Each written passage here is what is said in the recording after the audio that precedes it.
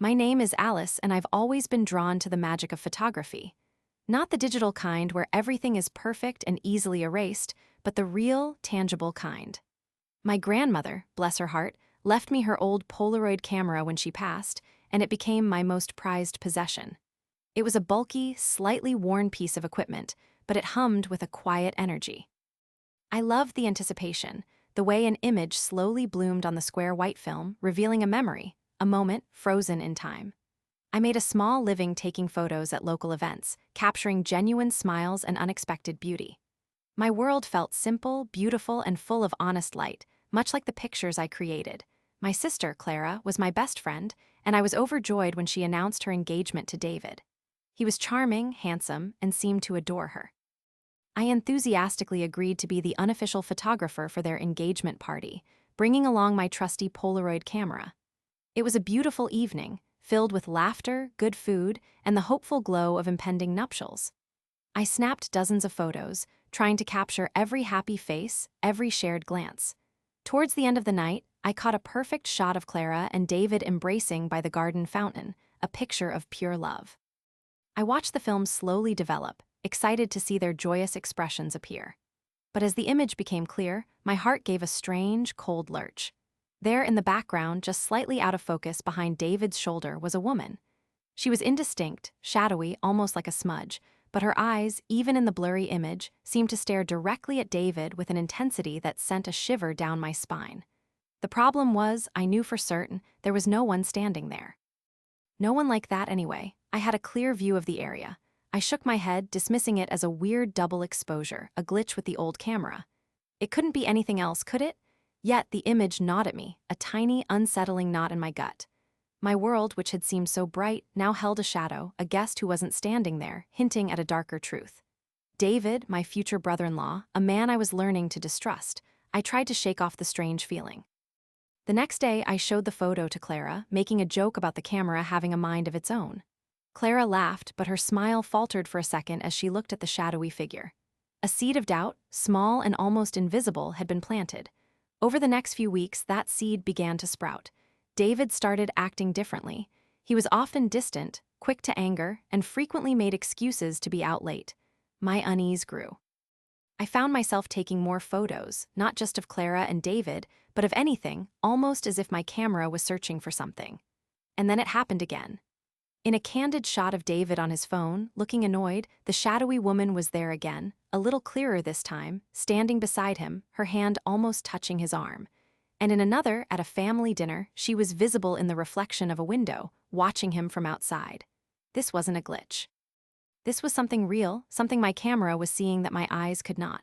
I started discreetly asking questions, mentioning the blurry figure to friends of David's, trying to see if anyone recognized her, all while pretending it was just a strange camera quirk.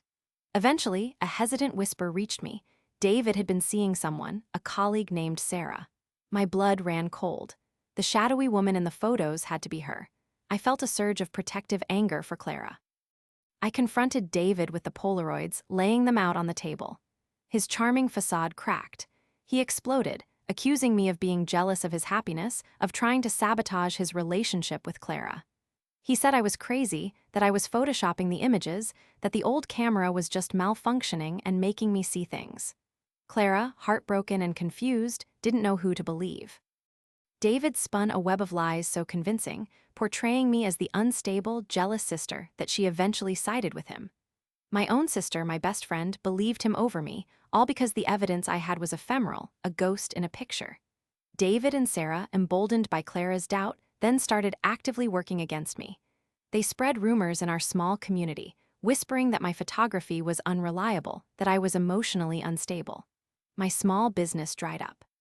Friends started avoiding me.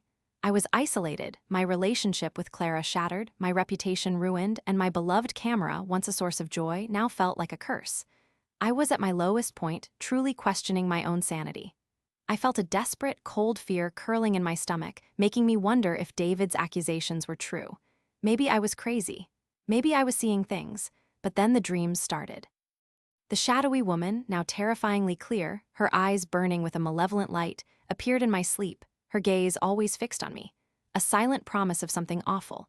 One bleak afternoon, a former client, clearly uncomfortable, whispered a final piece of information to me.